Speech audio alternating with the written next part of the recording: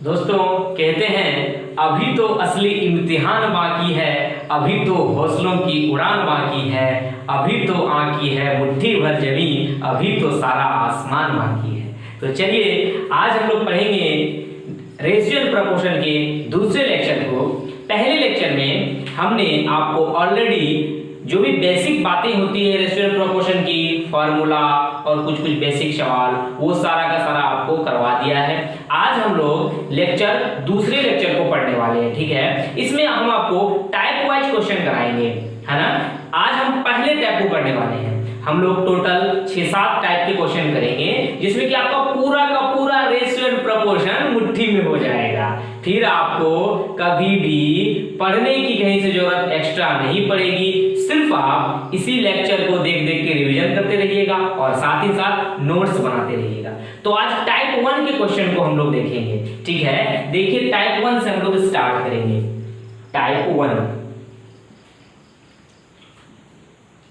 1 में एकदम basic question आता है। जैसे मैं आपके सामने बहुत सारे क्वेश्चन लेकर आया हूं जो कि एग्जाम्स में पूछे गए हैं। तो चलिए आपके सामने पहला सवाल एकदम आसान सा सवाल है, लॉलीपॉप है क्या कि देखिएगा, यदि A अनुपात B, ऐसे ही मजाक करने के लिए पहला सवाल ले लेता हूं, तथा B अनुपात C 5:7 है, तो A अनुपात C क्या होगा? A अनुपात C बराबर होगा, इसमें ऑप्शन मैं नहीं दे रहा हूं, ऑप्शन दिया हुआ है सवाल में। देखिए A अनुपात B दिया हुआ है 7 अनुपात, देखिएगा A अनुपात B कितना दिया हुआ है 7:9, और B अनुपात C कितना दिया हुआ है 5:7। मैंने आपको बताया हुआ है क्या करना है, पहले जो कॉमन है उसको बैलेंस करना है। यानी यहाँ पे B कॉमन और B का वैल्यू यहाँ 9 है और यहाँ 5 है। आई बात समझ में? तो बराबर तो नहीं है, जो कॉमन है उसको क्या करना है, बराबर करना है। तो इसको बराबर करने के लिए आप 5 से गुना करेंगे और इसको बराबर करने के लिए 9 से गुना करेंगे। क्यों? क्योंकि 9 और 5 का एलसीएम जो आता है वो तो 45 आता है, तो इसमें 5 से गुना करेंगे तभी तो बैलेंस होगा ये। तो ये क्या बन जाएगा, 5 से गुना करेंगे, दोनों में गुना होता है। जो बेसिक बात है लेक्चर 1 में आपको बताए हुए हैं। अगर आपको दिक्कत हो रहा है तो डिस्क्रिप्शन में जाइए, लिंक पर क्लिक करिए और पहले लेक्चर को जरूर देखिए, ठीक है।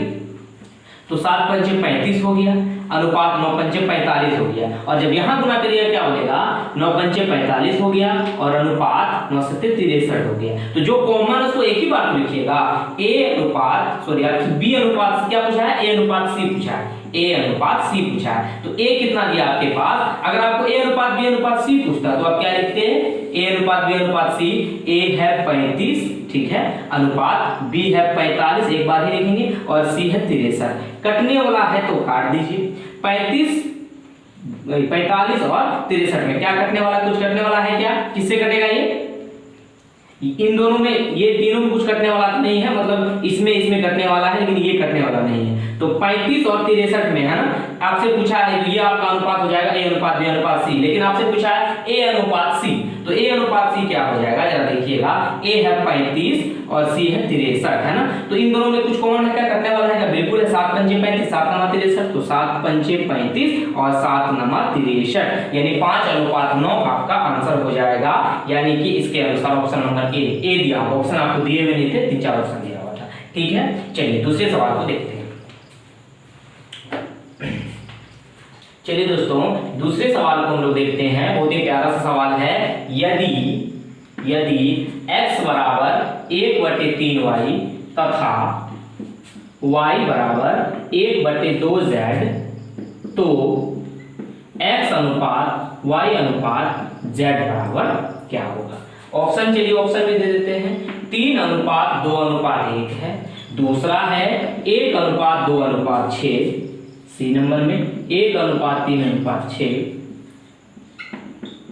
2:4:6। देखिए बहुत ही प्यारा सा सवाल है।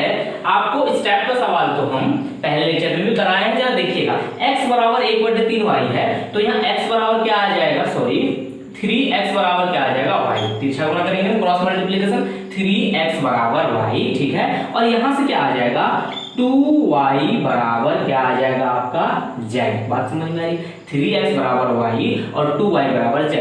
देखिए यहाँ पे 2y है, यहाँ पे y है, बात थोड़ी सी अजीब लग रही है। आप y को बराबर कर लीजिए, है ना, तो क्या करेंगे, यहाँ 2y है, इसको 2y बनाने के लिए क्या करेंगे, 2 से मल्टीप्लाई कर देंगे तो ये 6x हो जाएगा और ये 2y हो जाएगा, और ऐसे यहाँ ज्यों का त्यों छोड़ देंगे। ठीक है, एक बात बताइए, 6x बराबर 2y और 2y बराबर z, यानी कि क्या इसको ऐसे लिख सकता हूं मैं, क्या 6x बराबर 2y बराबर का z। सहमत है क्या? ये बहुत ही इंपॉर्टेंट स्टेप है, समझिएगा। 6x 2y के बराबर है और 2y z के बराबर है, यानी j बराबर j और j बराबर j और j बराबर, इसका मतलब x 6x बराबर 2y और z तो होगा ही होगा। ठीक है, आपसे पूछा हुआ क्या है, x अनुपात y अनुपात z। क्लियर है? आपको याद आया कुछ? लुक्का छिपी, लुक्का छिपी, यानी जो पूछेगा उसको छिपा दीजिए, है ना। आप क्या करेंगे, x वाले को छिपा देंगे, तो 2 गुना 1, यहाँ z के पास कुछ नहीं तो 1 है, तो 2 into 1 2 हो गया, अनुपात y को छिपा दीजिए, 6 गुना 1 6 हो जाएगा, अनुपात z है, z को छिपाइए, 6 गुना 2 कितना हो जाएगा, 12 हो जाएगा। देखिए ठीक है ना, 2 6 12। अब इसको थोड़ा सा क्या करेंगे, छोटा कर देंगे, तो 1 अनुपात 3 अनुपात 6, 6 दूना 12, 3 दूना 6, 1 दूना 2। बात समझ में आ रही है? तो 1 3 6, यानी आपका ऑप्शन नंबर सी हो गया। ठीक है, चलिए दूसरे सवाल को देखते हैं। देखिए इस सवाल पे जरा सा नजर दौड़ाइए। दो संख्याओं का अनुपात 3 अनुपात 8 है और उनका अंतर 115 है, तो उनमें से छोटी संख्या ज्ञात करें। देखिए मैं आपको इसमें एक ऐसा उपाय बताने वाला हूं जो इस टाइप के सारे सवाल आपसे यूं चुटकियों में बन जाएंगे। तो तरीका क्या है कि अंतर को अंतर के बराबर काम कर देंगे तो काम बन जाएगा। कैसे, जरा देखिएगा। इस पे मैं थोड़ा सा डिटेल में बात करूंगा, आप आराम से देखिएगा, वीडियो को बिल्कुल भी आप स्किप मत करिएगा, ठीक है ना, आराम से देखते जाइए। और अगर आप नए हैं तो चैनल को अभी सब्सक्राइब मत करिए, अंतिम तक देखिए, आपको अच्छा लगे तो ही आप लाइक और सब्सक्राइब करिएगा। ठीक है, जरा देखिए, दो संख्याओं का अंतर जो है, का अनुपात कितना दिया हुआ है, 3 अनुपात 8 दिया हुआ। ठीक है, यानी संख्याओं का जो अनुपात है 3 अनुपात 8 है। इन दोनों के बीच में अंतर कितना है, 5 का अंतर है, इसको 5 यूनिट हम बोल देते हैं। ठीक है, अनुपात वाले सवालों को ऐसे ही करते हैं, 5 यूनिट, यानी जो अंतर है वो रियल में कितना है, 115 है। कितना है, 115 है। तो एक बात बताइए, 5 यूनिट बराबर 115 है, तो 1 यूनिट बराबर कितना होगा, 1 यूनिट में 5 गुना 10, 5 दिया 15 है, 23 हो जाएगा। तो कहने का मतलब 1 यूनिट हो गया 23 के बराबर। तो 3 यानी जो छोटा वाला है, कि आपसे पूछा क्या उनमें से छोटी संख्या, छोटी पूछे या बड़ी पूछे, जब 1 यूनिट बराबर 23 आए तो 3 यूनिट बराबर कितना आ जाएगा, 3 यूनिट बराबर 69, यानी छोटी क्या हो जाएगी, छोटी क्या हो जाएगी 69 और बड़ी क्या हो जाएगी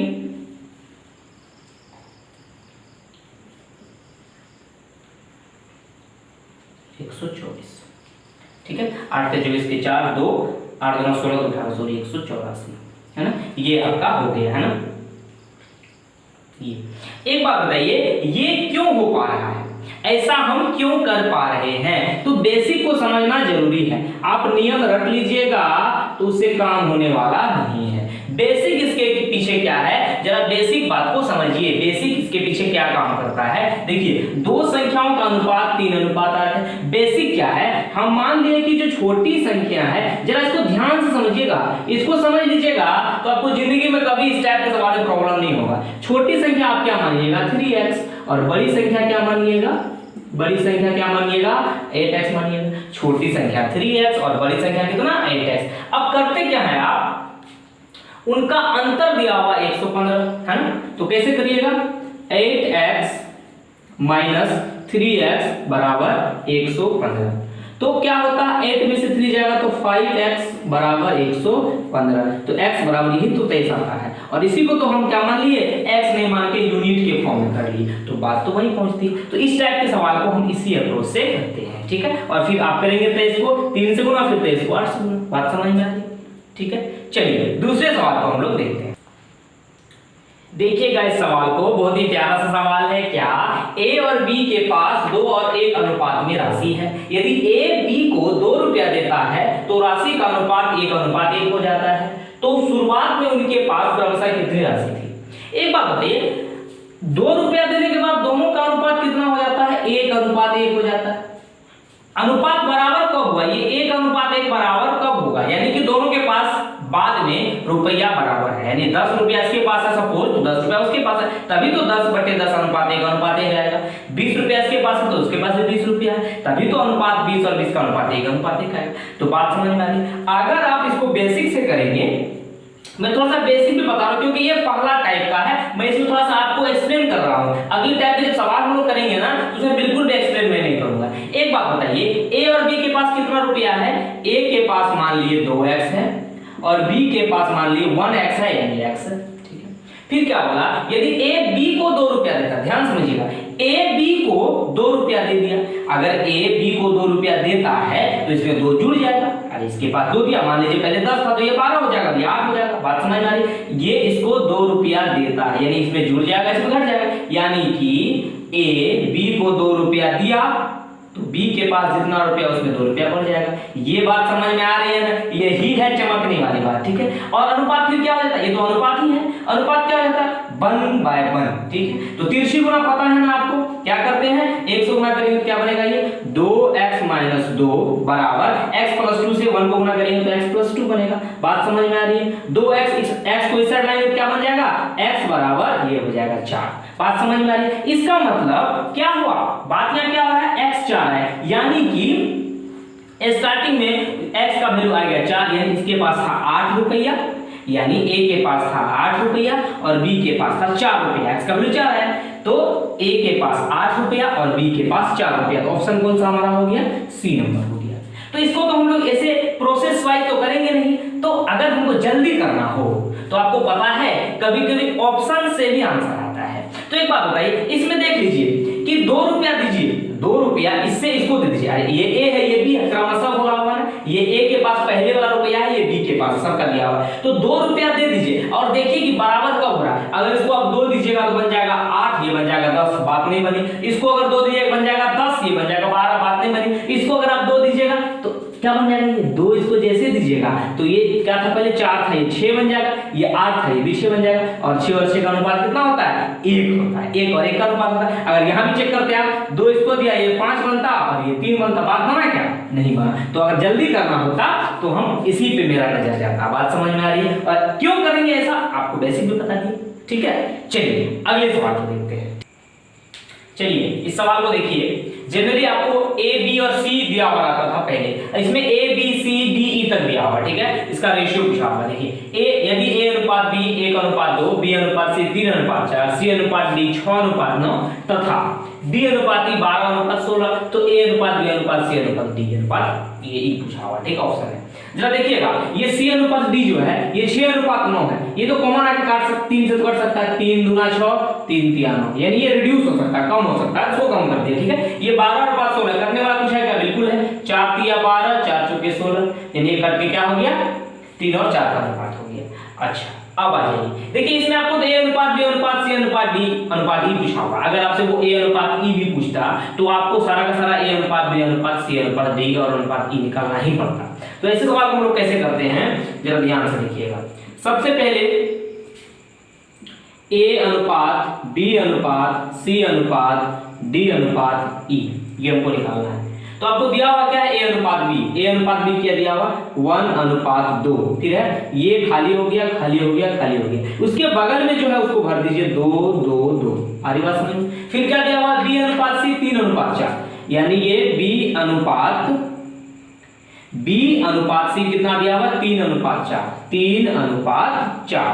इसके बगल में देखिए ये खाली है, यहाँ आप दे दीजिए 4, फिर यहाँ खाली है, यहाँ दे दीजिए 4, यानी बगल वाला भरते जाते हैं ना। और फिर यहाँ 3 है तो यहाँ भी क्या आ जाएगा, 3 आ जाएगा, ठीक। इसके बाद क्या दिया हुआ, सी अनुपात डी दिया हुआ 2:3, सी अनुपात डी, यहाँ देखिए क्या दिया था 2:3, जो कट के आया था ना, तो 3 के बगल में यहाँ भी 3 आ जाएगा, इसके बगल में यहाँ 2 आ जाएगा और इसके बगल में यहाँ 2 आ जाएगा, क्लियर है। इसके बाद क्या दिया है, डी अनुपात ई दिया हुआ है 3:4, डी अनुपात ई क्या दिया हुआ है 3:4 दिया हुआ है, डी अनुपात ई दिया हुआ है 3:4। यहाँ खाली है तो यहाँ 3 भर देंगे, यहाँ भी खाली है तो यहाँ 3 भर देंगे, यहाँ भी खाली है तो यहाँ 3 भर देंगे। बात समझ में आई। इसके बाद क्या करते हैं, इसको गुना कर देते हैं सारे को, इसको इसको, है ना, ये सबको यानी ए का सारा गुना कर देंगे, बी का, सी का, डी का, इस तरह से। और गुना में देखिएगा क्या यहाँ से कटता है कुछ, वो क्या होता है जरा ध्यान से समझिएगा, जो भी चीज आया उसको गुना कर दीजिए। यानी कि ध्यान से देखिएगा 1 गुना 3, यानी ए अनुपात बी अनुपात सी निकाल रहे हैं, तो 1 गुना 3 गुना ये इस तरह से, यानी 1 गुना 3 गुना 2 गुना 3 अनुपात, फिर क्या 2 3 2 3, यानी 2 गुना 3 गुना 2 गुना 3, ठीक।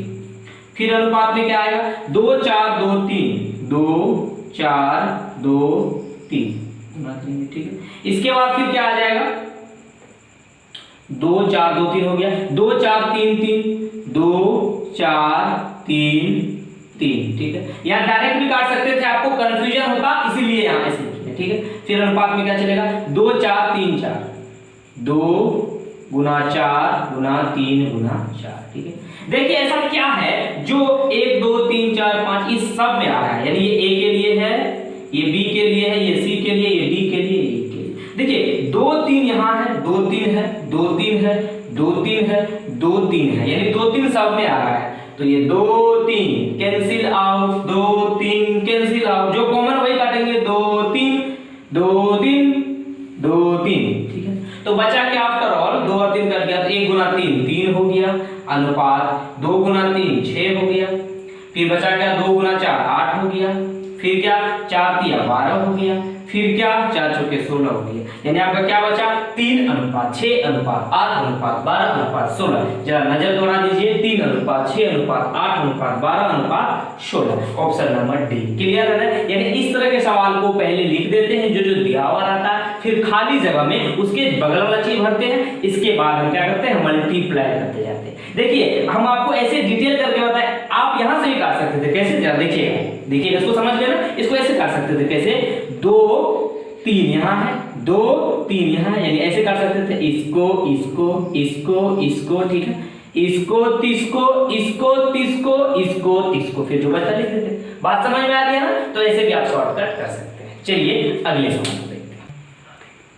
चलिएगा देखिएगा सवाल को, ये अलग टाइप का सवाल है, ऐसा सवाल आपको पेपर में जनरली देखने को मिलता है, तो इसको कैसे हवा में उड़ाएंगे जरा देखिए सवाल को। क्या दिया हुआ है मैं पढ़ देता हूं, यदि P अनुपात Q बराबर R अनुपात S बराबर T अनुपात U बराबर 2 अनुपात 3 हो, तो MP plus NR plus OT अनुपात NQ plus NS plus OU किसके बराबर होगा। सबसे पहले बात को जरा समझिएगा, मैं जो समझाना चाह रहा हूं गौर से समझिएगा। क्या देखिए ये ऊपर वाला देखिए PRT PRT, फिर क्या है QSU QSU, है ना, यानी इस तरह का जब कॉम्बिनेशन बन रहा और जो मल्टीप्लाई यहाँ MNO, बात समझ में आई। तो इसको कैसे करेंगे, सब अप्रोच क्या होता है। सबसे पहले जो दिया हुआ लीजिए, क्या दिया हुआ P अनुपात Q का मतलब क्या होता है, P बटे Q होता है, क्या होता है P बटे Q होता है, P बटे Q बराबर R बटे S बराबर T बटे U बराबर 2 बटे 3।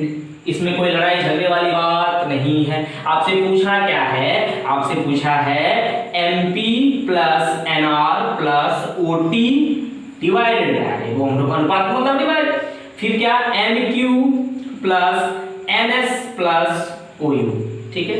जरा गौर से समझिएगा मेरी बात को। देखिए M को तो M ही रखेंगे, एक बात बताइए P को P ही रखते हैं, क्या P, देखिए ध्यान से अनुपात है बराबर कर सकते हैं, P के बराबर में R है, R के बराबर में T है, यानी P R T आपस में बराबर अनुपातिक मान ले सकते हैं। तो P के जगह P लिख दिए, प्लस NR है तो NR को मैं NP लिख सकता हूं, NR को क्या लिख सकता हूं NP लिख सकता हूं, प्लस इसके बाद क्या है OT लिखा हुआ है, तो OT को मैं OP लिख सकता हूं। बात समझ में आ रही है?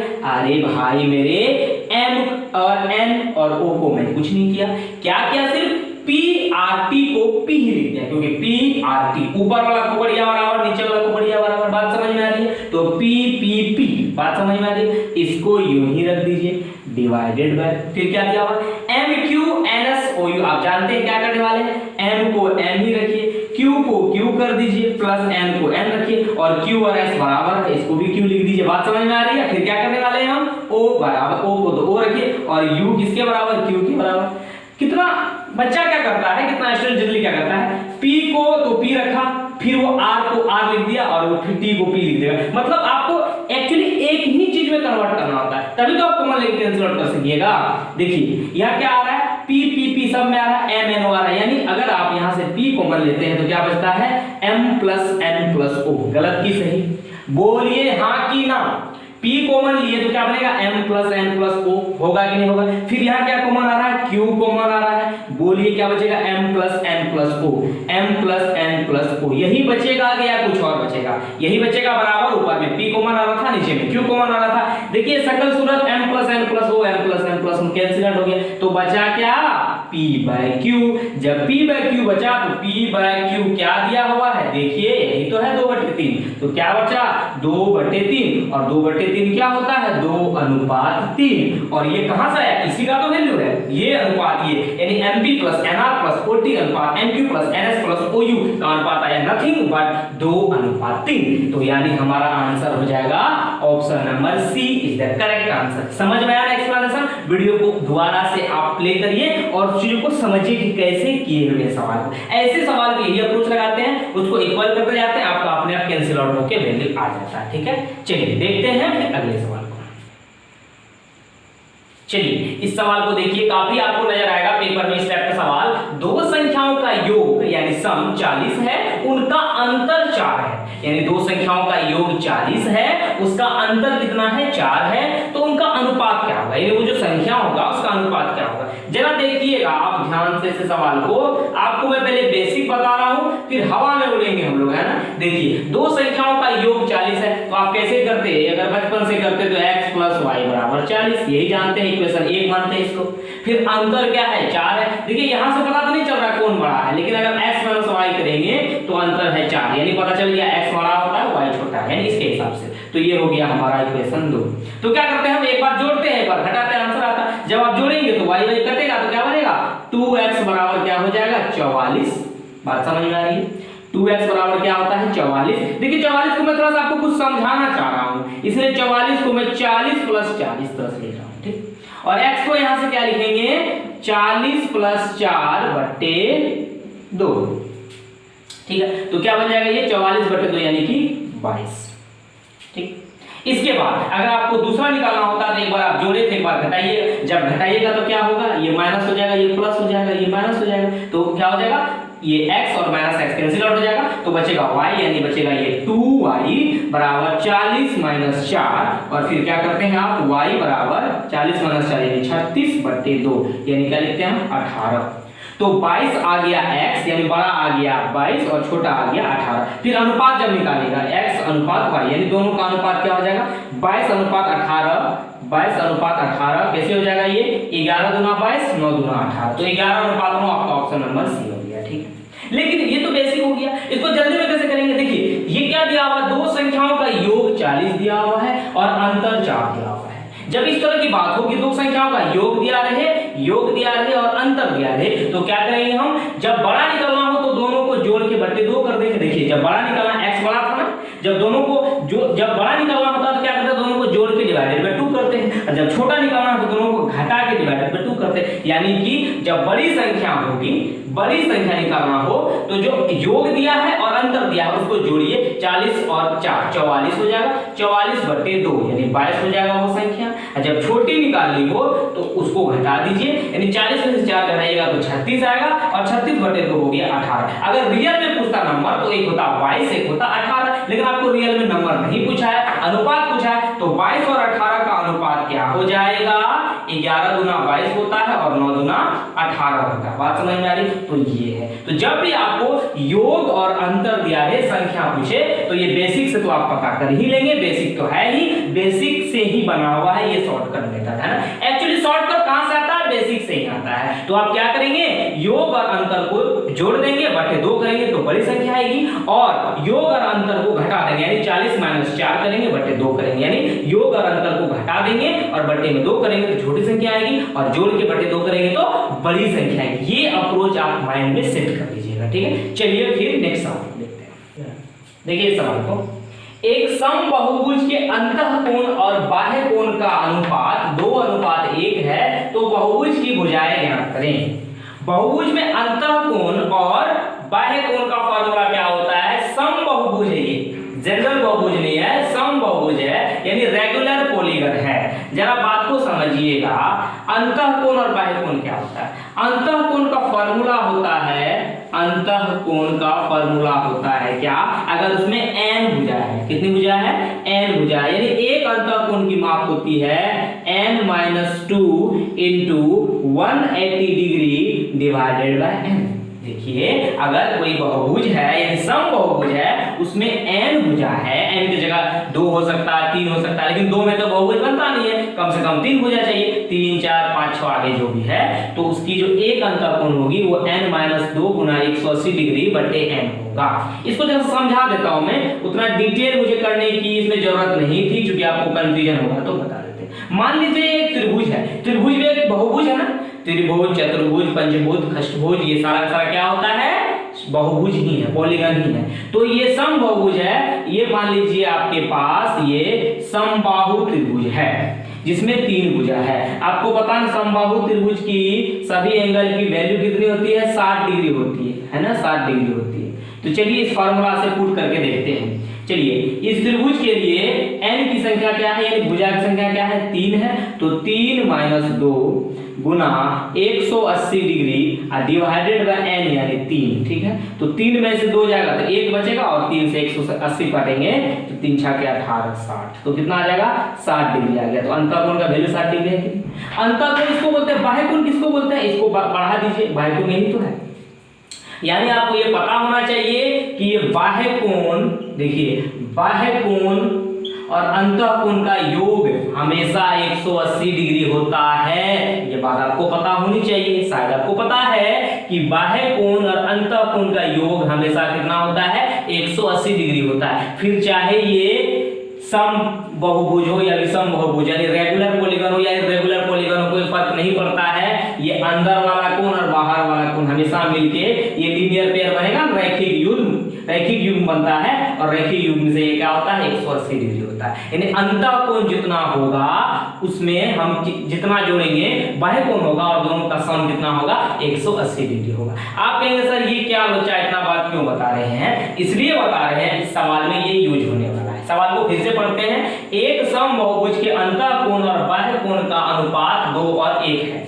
एक बात बताइए, अभी आपको क्या होता है कि अंतःकोण और बाह्यकोण मिलकर कितना होता है, 180। जरा बात को समझिएगा, अंतःकोण और बाह्यकोण मिलकर कितना होता है, 180, यानी अनुपात में जोड़िएगा तो 2 1 3, यानी 3 यूनिट, ध्यान से देखिएगा, 3 यूनिट में कितना होगा, 180 डिग्री होगा। तो 1 यूनिट में कितना होगा, 60 डिग्री होगा। बात समझ में आ रही है, 1 यूनिट में कितना होगा, 60 डिग्री होगा। तो आपसे पूछा क्या है, ये बहुभुज की भुजाएं ज्ञात करें, है ना। तो एक बात बताइए, अगर आपका ये आ गया 60 डिग्री, तो ये जो अंतःकोण दिया हुआ है, ये अंतःकोण और बाह्यकोण, तो ये हो जाएगा अंतःकोण कितना आपका 120 डिग्री और बाह्यकोण कितना हो जाएगा 60 डिग्री। देखिए ध्यान से, यानी रियल में अंतःकोण कितना आ जाएगा 120 डिग्री और बाह्यकोण कितना आ जाएगा 60 डिग्री, और दोनों जोड़ के 180 डिग्री होता है। तो बात तो एकदम फिट है। तो एक बात बताइए, अंतःकोण का फार्मूला क्या होता है, या फिर आप बाह्यकोण का एक फार्मूला निकाल लीजिए। बाह्यकोण होता है 360/n।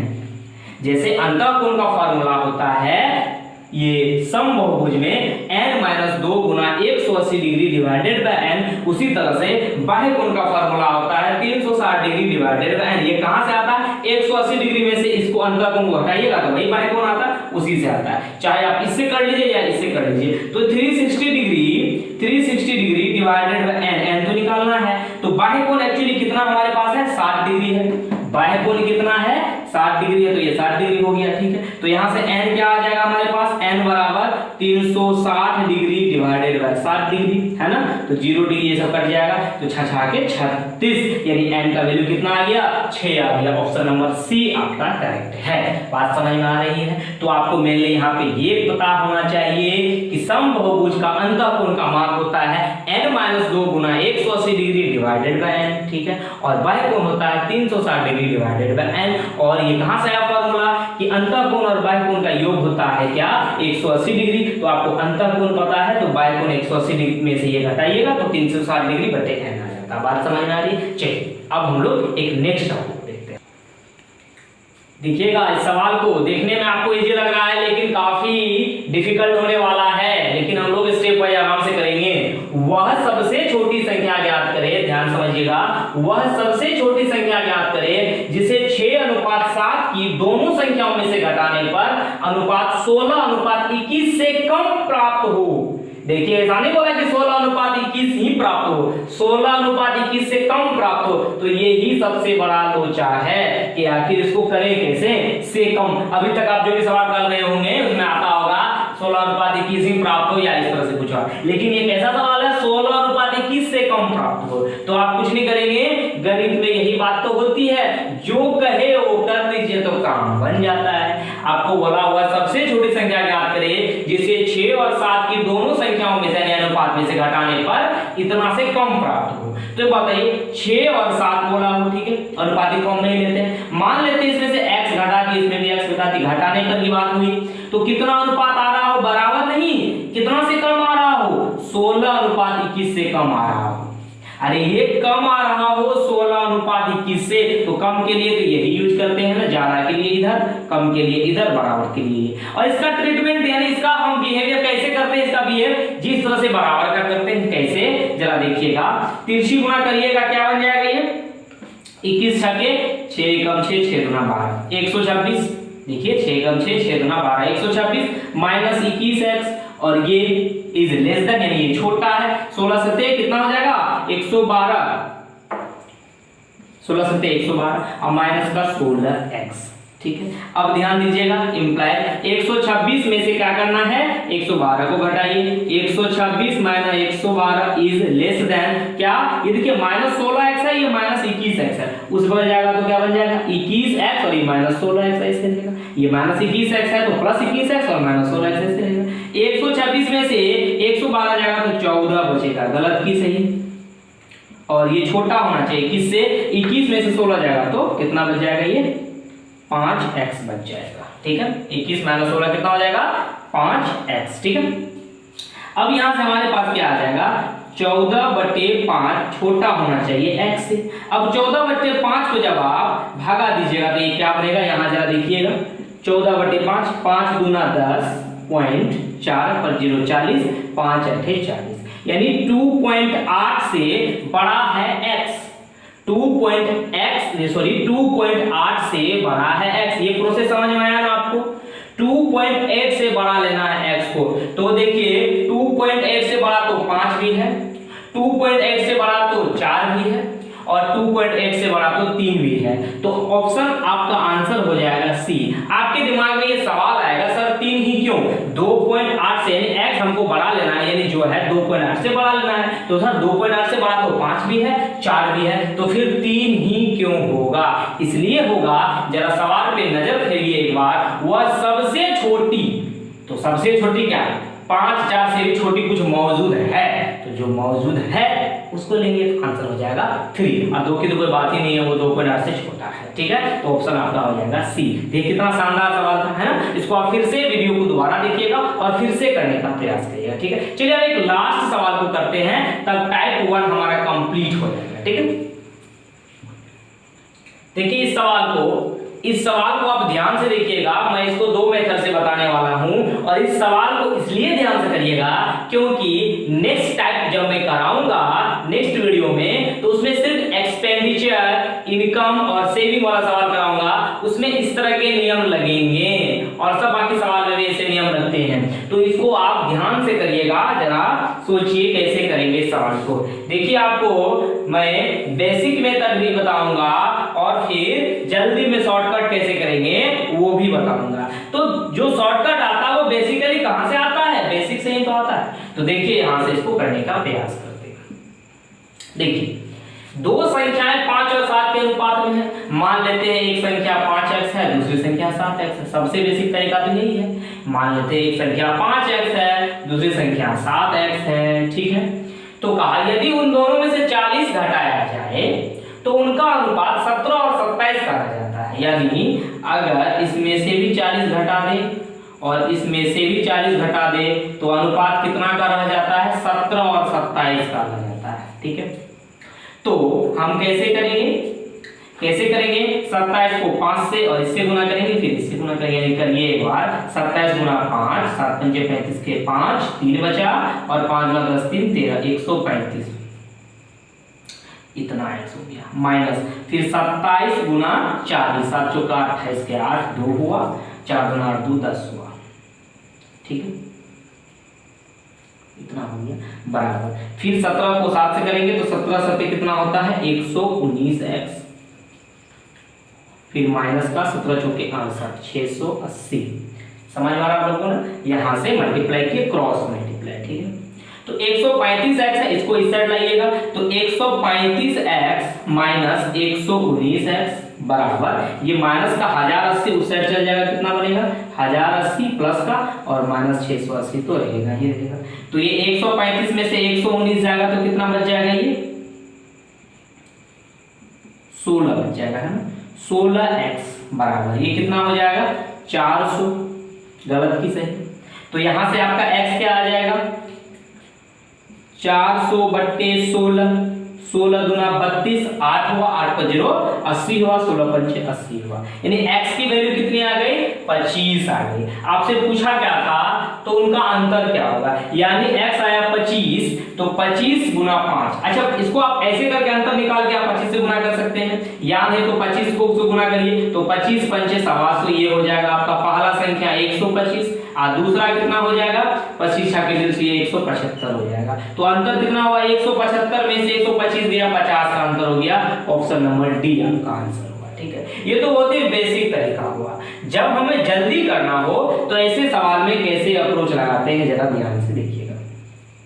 एक्चुअली ये अप्रोच यहां से ही बनता है। एक बात बताइए, दो संख्याएं का अनुपात जो है वो 5 और 7 का अनुपात है। चलिए संख्या है, मान लीजिए नंबर 1 है और नंबर 2 है, संख्या पहली संख्या दूसरी, अनुपात है 5 और 7 का, बहुत खूबसूरत बात है। फिर क्या बोला वो कि यदि उन दोनों में से 40 घटाया जाए, क्या घटाया जाए 40 घटाया जाए, तो नया जो अनुपात होता है वो 17 और 27 का अनुपात बन जाता है। क्या बन जाता है 17 और 27 का अनुपात बन जाता है, ठीक है। और घटाते कितना है 40 घटाते, ठीक है। तो हम क्या करते हैं ऐसे तिरछा तिरछी गुना करते हैं और जो बड़ा होता है वो लिख देते हैं, फिर ऐसे तिरछा तिरछी गुना करते हैं और जो बड़ा होता है घटा के लिख देते हैं। एक्चुअली ये प्रोसेस यहीं से आ रहा है, जरा देखिएगा। यहाँ आप क्या कर रहे थे, ये क्या कर रहे थे आप 27 से 5x को गुना किए, अगर x हम नहीं लिखेंगे तो कैसे करेंगे, और फिर इस 17 को 7 से गुना किए, x ही तो आया और फिर उसमें से गुना कर दिया। आप 27 को 40 से गुना करके 17 को 40 से गुना करके, तो देखिएगा इस प्रोसेस को समझिएगा, बहुत इंपॉर्टेंट है ये प्रोसेस, बहुत इंपॉर्टेंट है। तो क्या करेंगे 27 गुना 5, 27 गुना 5 हमारा कितना आया था 135, तो 27 गुना 5 135 हुआ और 17 गुना 7 कितना होता है 119। देखिए ध्यान से, 27 गुना 5 135 होता है और 17 गुना 7 कितना होता है 17 7 119। तो अगर हम 135 में से 119 घटा देंगे, हमेशा बड़ा में से छोटा घटाते हैं, तो क्या आएगा 16, यानी 16 यूनिट हमारे पास आएगा। अब 17 चौके 68, ये कितना होता है 680 और 27 गुना 40 ये होता है हमारा 1080।